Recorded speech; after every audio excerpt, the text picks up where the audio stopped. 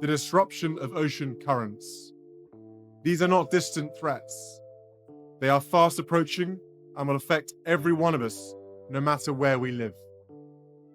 Communities around the world are already facing rising seas, extreme heat.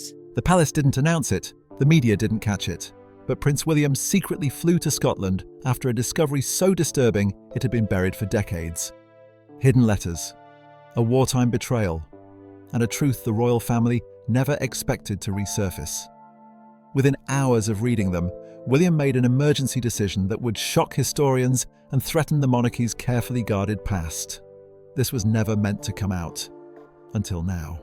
Debate, environmental issues growing, pollution. So I've always felt very strongly about it, and I've been watching very carefully what others have been doing. And for me, over the last few years, the urgency and the positivity, particularly the positivity around the debate, has been missing. In October, during what appeared to be a routine working evening, the Prince of Wales was reviewing briefing papers for upcoming public duties at Kensington Palace. Nothing about the schedule suggested urgency or crisis. That changed shortly before 8 o'clock, when his private secretary entered the room without knocking. Within palace protocol, this was highly unusual. Such an interruption is reserved for moments that require immediate attention. The message was brief, but serious. A senior archivist working at Balmoral Castle needed to speak directly with him. The matter, he was told, could not be discussed through standard palace communication systems. A secure line would be required. Within minutes, the prince was connected to Margaret Thornhill, a veteran royal archivist who had spent more than 30 years managing historical collections associated with the royal household. Thornhill was widely regarded as cautious, methodical, and deeply familiar with sensitive material. She had catalogued private journals, correspondence, and records spanning several centuries, including documents relating to periods of political upheaval, war, and scandal. She was not known for alarmism. Her tone on the call was noticeably unsettled. Earlier that afternoon, Thornhill had been conducting a systematic inventory of storage rooms at Balmoral that had not been fully reviewed since the mid-20th century.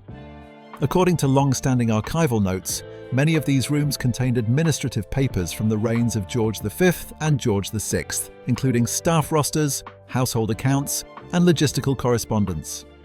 Much of the material was considered low priority and had been left untouched for decades.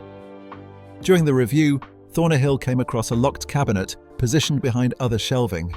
Inside was a single storage box with a plain label reading Private, 1940 to 1942.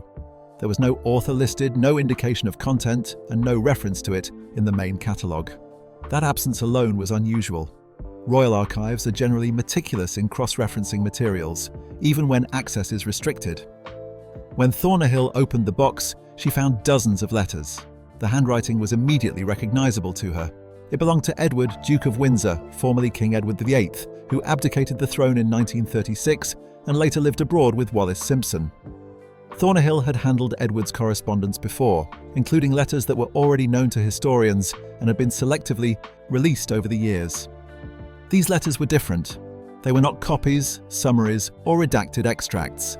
They appeared to be original private correspondence, written between 1940 and 1942, during the early and most precarious years of the Second World War. Many were addressed to individuals outside Britain. Some recipients were identified as diplomats or intermediaries connected to Germany. Others were British figures whose names still carried public recognition. As Thornhill read further, the nature of the documents became clear. The letters described conversations Edward had engaged in while living in exile in continental Europe and later in Portugal. According to the text, these conversations involved discussions about a potential negotiated peace between Britain and Germany. They went beyond expressions of opinion or private pessimism. The letters outlined possible political arrangements, speculated about leadership changes in Britain, and discussed the idea of Edward returning to a position of authority under altered circumstances. Historians have long been aware that Edward held views sympathetic to Germany during the 1930s and that he met Adolf Hitler in 1937. These facts are well documented in public records, memoirs, and intelligence files released decades later. What made the Balmoral letters different, according to Thornhill, was the level of detail and intent. They suggested sustained engagement rather than casual contact, and active involvement rather than detached commentary. Importantly, Edward was no longer king at the time the letters were written. From a legal standpoint, he was not bound by the same constitutional obligations as a reigning monarch. Nonetheless, the content raised serious questions about loyalty, judgment, and the role of a former king during a national emergency. Britain in 1940 and 1941 faced the threat of invasion, widespread bombing, and the possibility of defeat. The letters were written against that backdrop. As Thornhill continued reading, she noticed that Edward was not acting alone. Several letters referenced discussions with other British figures, including members of the aristocracy and individuals connected, directly or indirectly, to the royal family. Some names were associated with families that still held public roles or prominent positions. The implications extended beyond Edward himself. Recognizing the potential consequences, Thornhill stopped reading after examining only a portion of the collection. She secured the letters back in the box, returned it to the cabinet, and left the storage room. Rather than consult colleagues or supervisors, she contacted Kensington Palace directly and requested immediate contact with the Prince of Wales. In her professional judgment, the material exceeded standard archival decision-making.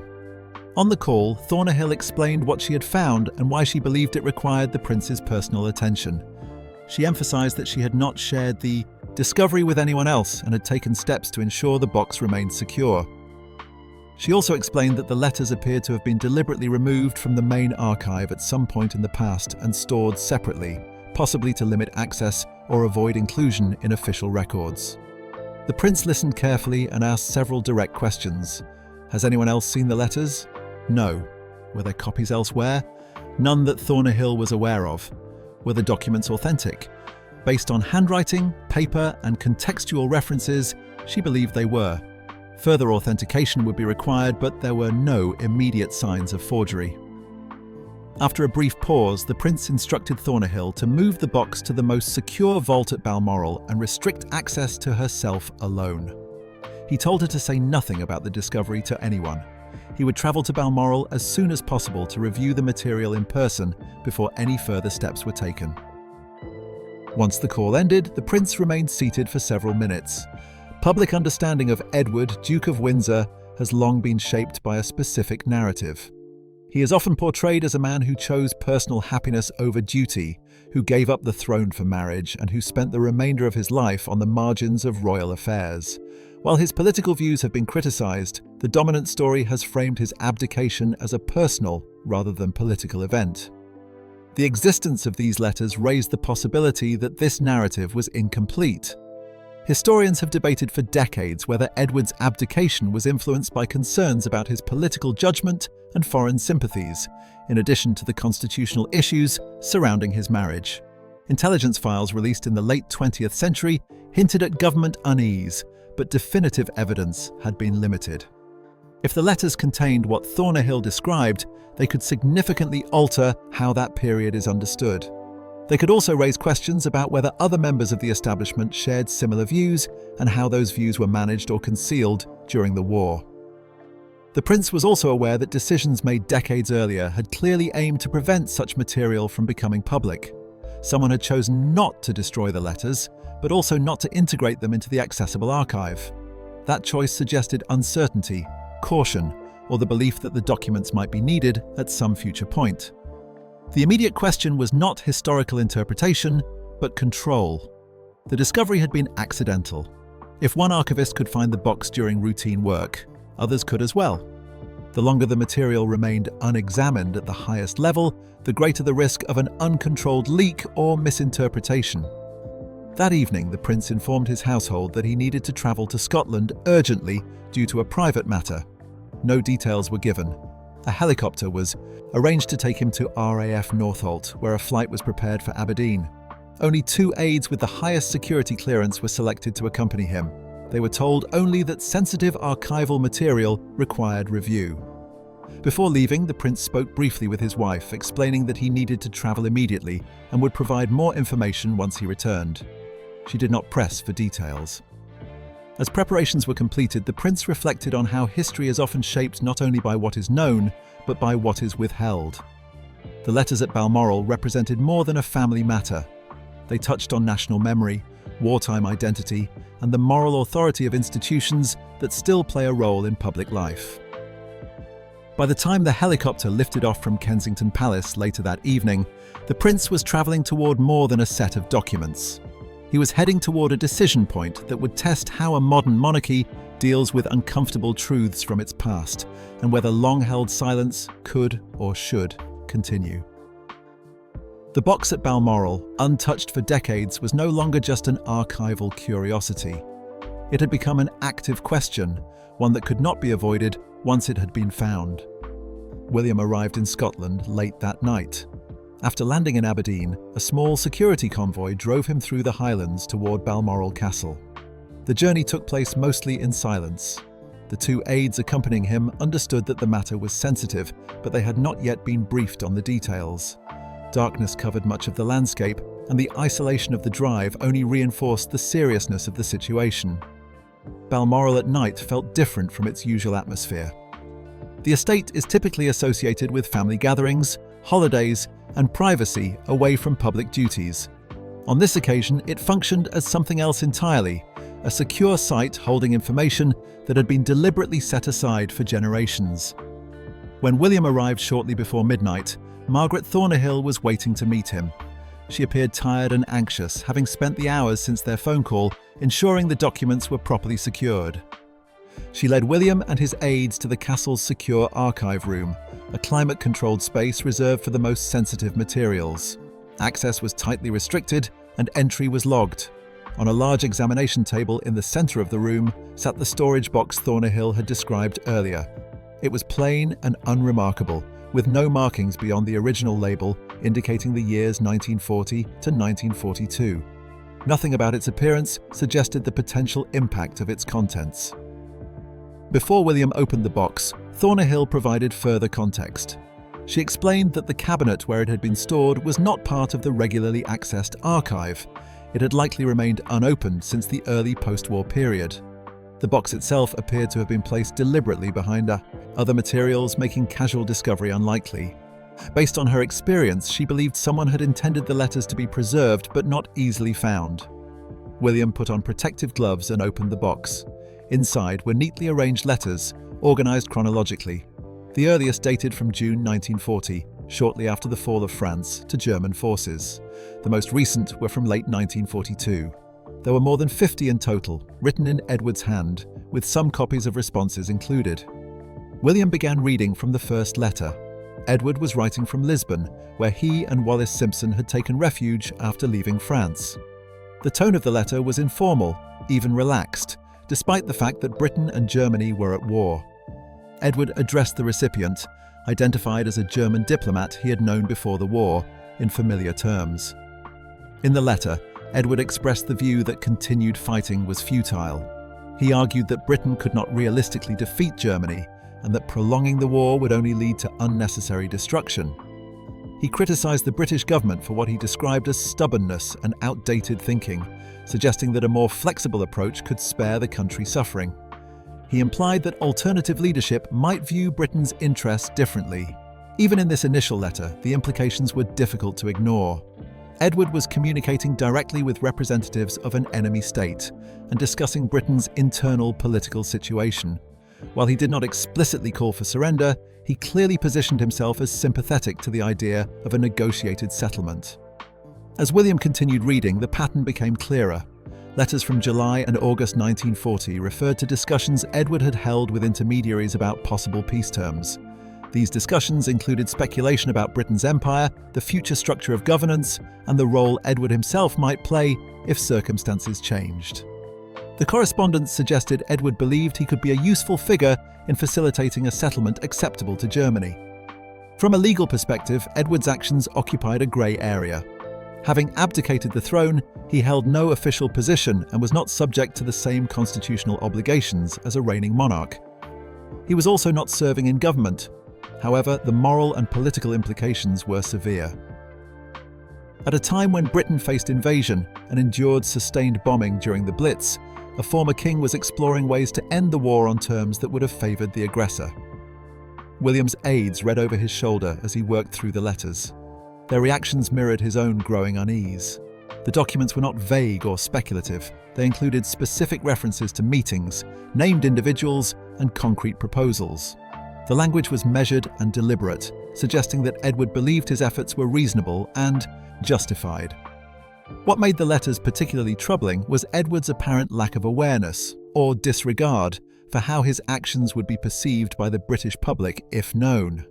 There was little acknowledgement of the suffering endured at home or of the wider consequences of a German-dominated Europe. Instead, Edward framed his position as pragmatic and forward-looking, contrasting it with what he viewed as Churchill's rigid commitment to resistance. As the correspondence progressed into 1941 and 1942, the tone shifted slightly. Edward expressed frustration that his efforts had not produced results. He complained that opportunities for peace were being missed, and that those in power were unwilling to listen to alternative viewpoints. Despite Germany's setbacks later in the war, Edward continued to argue that negotiation was preferable to prolonged conflict. The most damaging aspect of the collection, however, was not Edward's conduct alone. As William read further, other names appeared repeatedly. Some letters referred to conversations with British aristocrats who shared Edward's pessimistic assessment of Britain's chances. Others mentioned politicians and figures connected to the royal family. One letter from October 1940 was particularly striking. In it, Edward described a conversation with his younger brother George, Duke of Kent. According to Edward, George had expressed concern about Britain's ability to sustain the war without American involvement, and had been sympathetic to the idea that some form of negotiated settlement might become necessary. Edward wrote that George had discussed these views with others in their circle. The Duke of Kent was widely remembered as a loyal member of the royal family who died in active service during the war. His reputation had remained largely unblemished for decades. The suggestion that he had entertained defeatist views, even briefly, complicated that image. It did not necessarily mean he acted on those views, but the association alone was significant. Other letters mentioned figures whose families remained prominent in British society. While many of those individuals were no longer alive, their descendants held public roles or were closely connected to current institutions. William understood that publication of these letters would not only affect historical interpretation, but could also create contemporary controversy. William spent more than 2 hours reading through the entire collection. By the end, the overall picture was clear. Edward had not simply expressed sympathy for Germany or dissatisfaction with British leadership. He had actively engaged in discussions aimed at ending the war on terms favourable to the enemy. He had believed, or wanted to believe, that he was acting in Britain's best interests, even as events proved otherwise. The final letter in the box was dated November 1942. By that point, the war had begun to turn in the Allies' favour, though victory was far from certain. In this letter, Edward expressed bitterness that his efforts had been ignored and suggested that history would one day judge who had truly served the nation. The remark stood in stark contrast to the outcome that would follow. Britain survived, in large part due to the very resistance Edward had criticised. When William finished reading, he closed the box and sat quietly for several moments. The weight of what he had learned was evident. These letters challenged long-standing narratives about the abdication crisis and the monarchy's role during the war. They suggested that internal divisions had been deeper and more consequential than publicly acknowledged. Margaret Thornhill broke the silence by asking what should be done next. Her question reflected both professional responsibility and personal concern. As an archivist, she believed in preserving historical records. As a member of the royal household, she understood the potential damage these documents could cause. William did not answer immediately. He was aware that whatever decision he made would set a precedent. Destroying the letters would eliminate the immediate problem, but would also amount to erasing history. Keeping them hidden would preserve the status quo, but risk greater damage if their existence were later revealed. Making them public would uphold transparency, but could harm individuals and institutions. For the moment, William chose caution. He instructed Thornhill to keep the box secured in the vault and to restrict access strictly. No copies were to be made beyond a small number of photographs he would take for further review. The originals were to remain at Balmoral. As dawn approached, William prepared to return to London. He had come to Balmoral seeking clarity and had found something far more complex. The letters were undeniable evidence of a troubling chapter in his family's history. How that evidence would be handled remained unresolved, but one thing was clear: the past, once uncovered, could not be neatly returned to silence.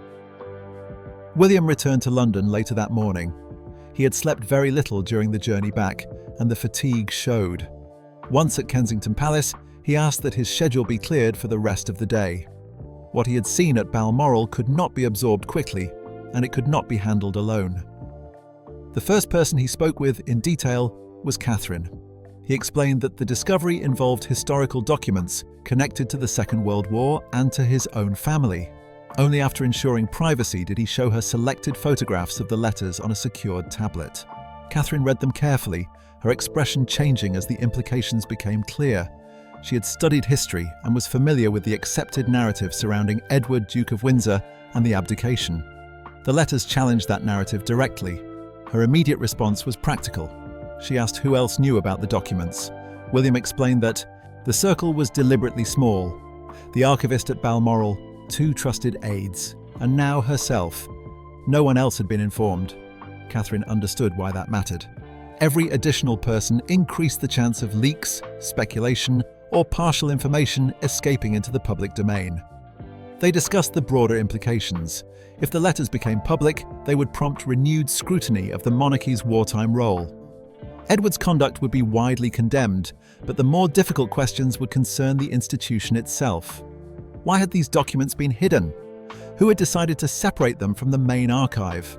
And what responsibility did the current royal family bear for decisions made decades earlier? At the same time, Catherine pointed out the risks of suppression. If the letters were later discovered by journalists or historians without the palace's involvement, the story would almost certainly focus on concealment rather than context. The narrative would not be about historical complexity, but about a modern cover-up. William spent the remainder of the day reviewing the photographs again, this time with his 2 aides. They discussed authentication, potential legal considerations, and the likelihood that copies of similar correspondence might exist elsewhere, such as in foreign archives or intelligence files. Several historians have noted over the years that British and American intelligence monitored Edward closely during the war, and some records have already been released under long-term disclosure rules. The Balmoral letters, however, appeared more direct and more damaging than anything previously made public. That evening, William decided to consult his father. Despite the complexities of their relationship, King Charles had decades of experience navigating institutional crises and balancing transparency with preservation. A private meeting was arranged at Clarence House, with no staff present. William brought the tablet containing photographs of the letters. Charles read them slowly and carefully, pausing at several points to reread passages. His reaction was measured rather than shocked. He acknowledged that the content was serious and that, if authentic, it would significantly complicate historical understanding of the period. Charles's initial assessment focused on context. He pointed out that in 1940, Britain's position had appeared desperate to many observers, including some respected figures outside government. Belief in a negotiated peace, while ultimately wrong, was not unique to Edward. What distinguished Edward was his status as a former king and his willingness to engage directly with enemy representatives. William agreed, but argued that context did not excuse behaviour that actively undermined the war effort. Edward's correspondence went beyond private pessimism. It involved concrete discussions that could have weakened Britain's resolve at a critical moment. Charles then raised an important historical point. Churchill's government had been aware of Edward's activities during the war. That awareness was one reason Edward had been appointed governor of the Bahamas, a position that effectively removed him from Europe and limited his ability to influence events. According to several historians, including those who have examined wartime intelligence records released in the late 20th century, there had been concern that Edward could be exploited by German officials for propaganda or political leverage. The fact that these specific letters had been hidden rather than destroyed suggested a deliberate decision. Someone in authority had likely believed they were too dangerous to release, but too important to eliminate entirely. They may have been preserved as evidence, insurance, or simply because destroying a former king's correspondence felt unacceptable, even under wartime pressures. The question now was whether circumstances had changed. Charles suggested consulting the cabinet secretary, the government's most senior civil servant, who routinely handles classified material and constitutional issues. William was hesitant. Involving the government would expand the circle significantly. Once official records acknowledged the letters, they could eventually become subject to disclosure laws, inquiries, or memoirs. Control would be lost. The discussion continued without resolution. Options were outlined, each with serious drawbacks. Destroying the letters would permanently remove the risk, but would amount to falsifying the historical record. Keeping them hidden would maintain continuity with past decisions, but would be increasingly difficult to justify, especially if knowledge of their existence spread. Releasing them fully would uphold transparency, but would generate immediate controversy and distress for families connected to those named. Catherine, who had joined the latter part of the discussion, suggested a possible compromise. She asked whether the letters could be evaluated by an external authority with experience handling sensitive wartime material, such as the Imperial War Museum. Such institutions regularly assess whether documents should be restricted for national security or ethical reasons. Their involvement could provide independent judgment. Charles acknowledged the logic but pointed out another risk. Any institutional review would create records. Even if the letters were not released, the fact that they had been assessed would eventually become known. Silence would no longer be possible. The meeting ended with no final decision. William returned to Kensington Palace, aware that time was not on his side. He needed to think, but events outside his control were already moving. 3 days after his return from Balmoral, Kensington Palace's press office received a call from a journalist at The Guardian. The reporter asked whether the Prince of Wales had recently made an urgent trip to Scotland. He also inquired about archival resurface, work at Balmoral, and whether any significant historical discoveries had been made. The questions were framed carefully, suggesting the journalist had partial information rather than a complete account. The press office responded with standard language, declining to comment on private travel or archival matters. Internally, however, the call triggered concern. William contacted Margaret Thornhill to confirm that she had not spoken to anyone about the discovery. She assured him that she had followed his instructions precisely. No one at Balmoral, aside from necessary security staff, had been informed. Despite that, it became clear how information could have circulated indirectly. Flight logs existed. Security arrangements involved multiple personnel. Observers had noticed William's sudden arrival and departure. None of those fragments revealed the full story, but together they could suggest that something unusual had occurred. Over the next 2 days, additional journalists made similar inquiries. Different outlets asked different questions, but all centered on the same theme: an unexplained trip, royal archives, and wartime documents. The situation was escalating. Even without a leak of the letters themselves, the investigation into William's movements was becoming a story in its own right. William convened an emergency meeting with his senior advisors. Present were his private secretary, communications director, the 2 aides who had travelled with him, and Catherine. King Charles was not included at this stage. William wanted to manage the immediate response independently. The assessment was blunt. The story was likely to break within days. The Guardian appeared to be preparing a larger piece, and once published, other outlets would follow. The palace could continue to refuse comment, but that would only fuel speculation. The issue was no longer whether the situation would become public, but how. The communications director outlined possible approaches. One option was minimal confirmation. Acknowledge that historical documents had been discovered during routine archival work and that the Prince of Wales had reviewed them due to their sensitivity. No details would be provided. This would confirm what journalists already suspected while withholding specifics. Another option was partial transparency. Confirm the existence of letters from the wartime period, describe their general nature, and explain that experts were assessing their significance. This would allow the palace to frame the process as responsible stewardship rather than concealment. A third option was full disclosure.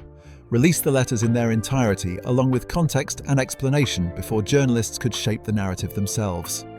This approach carried the greatest immediate risk, but also the least long-term uncertainty. The room was divided. Advisors worried about the impact of full disclosure on the monarchy's reputation and on living descendants of those named. They also raised concerns about fueling Republican sentiment. Catherine argued that attempts to manage or soften the truth would likely backfire. In her view, the public response to perceived honesty would be less damaging than the response to perceived manipulation. William listened without interrupting. He understood that each option involved harm of a different kind. Limited disclosure risked accusations of hiding facts. Full disclosure risked immediate controversy. Continued silence risked losing control altogether. That evening, William spoke again with his father. He updated Charles on the press inquiries and the internal debate. Charles's advice was cautious but clear. He believed the monarchy's credibility depended on honesty, even when uncomfortable. Past crises had shown that denial and delay often cause more damage than openness. While the content of the letters was troubling, the individuals involved were long dead. The institution, Charles argued, could survive historical embarrassment, but not a modern cover-up. William did not make a final decision that night, but events soon forced his hand. By Friday evening, The Guardian informed Kensington Palace that it intended to publish a story on Sunday regarding William's trip to Balmoral and the discovery of wartime documents. The palace was offered the opportunity to comment before publication. The situation had reached a point of no return. The letters, or at least their existence, would soon be public. William realized that any attempt to delay further would simply shift control to journalists. He authorized his communications director to prepare a statement to be released the following morning. The statement would acknowledge the discovery directly. It would confirm the nature of the letters and announce that they would be made available to historians following authentication and conservation. It would avoid speculation and focus on transparency. The decision marked the end of private deliberation and the beginning of public reckoning. The statement from Kensington Palace was released early on Saturday morning. It was distributed simultaneously to major news organizations and posted through official palace channels. From the outset, its tone differed from what many observers had come to expect from royal communications. Rather than using vague language or deferring comment, the statement addressed the issue directly. It confirmed that during routine archival work at Balmoral Castle, previously unknown correspondence from Edward, Duke of Windsor, dating from the Second World War, had been discovered. It acknowledged that the letters showed Edward engaging in communication with German officials and intermediaries during the period when Britain was at war.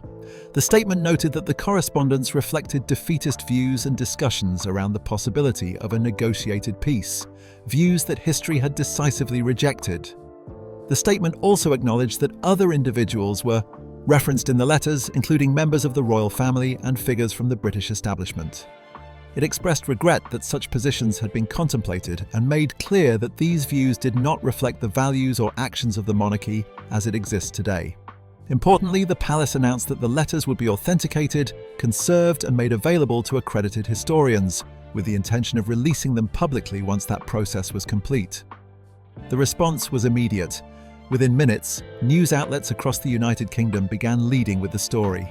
By mid-morning, it was dominating international coverage. Headlines focused on the scale of the revelation and the reassessment it demanded. While some reports used strong language to describe Edward's actions, many also noted the unusual openness of the palace's response.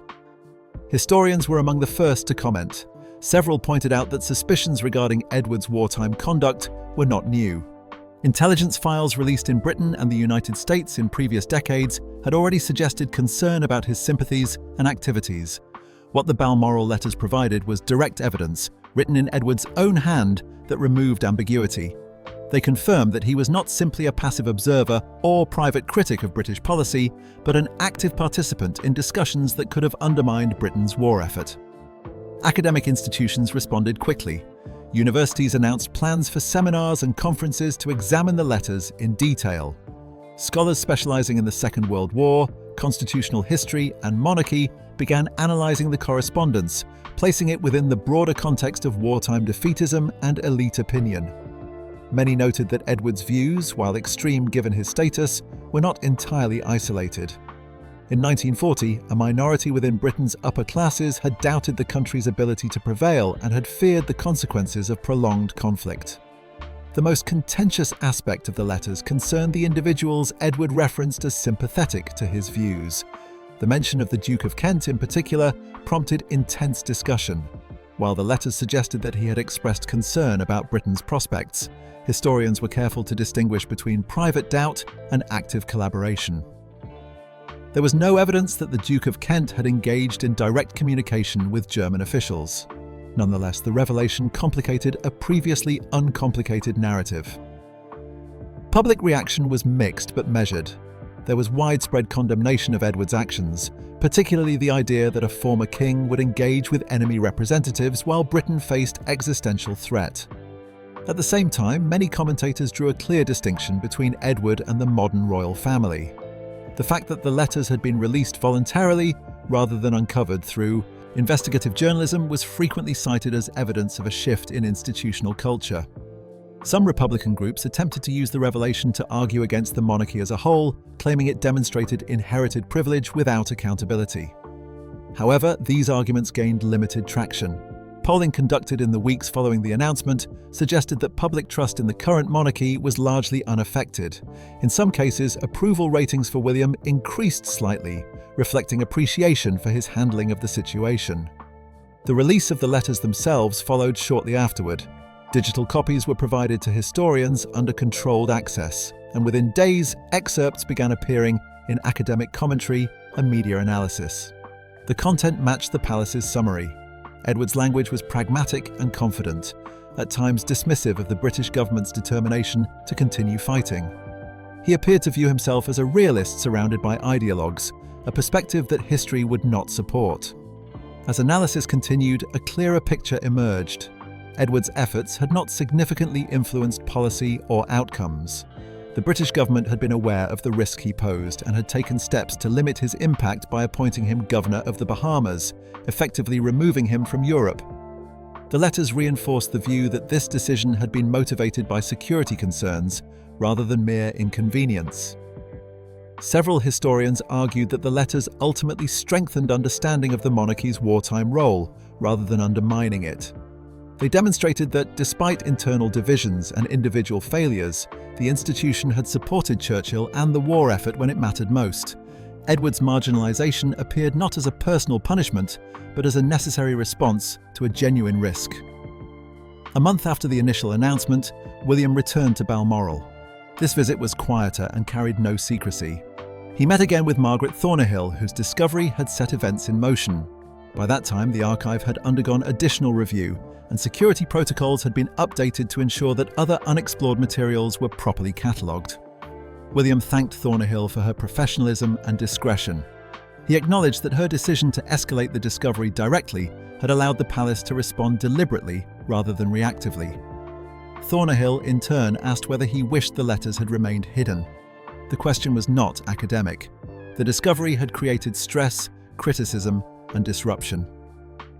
William reflected before answering. He acknowledged that the letters had caused pain, particularly for families connected to those named. They had complicated history and unsettled familiar narratives.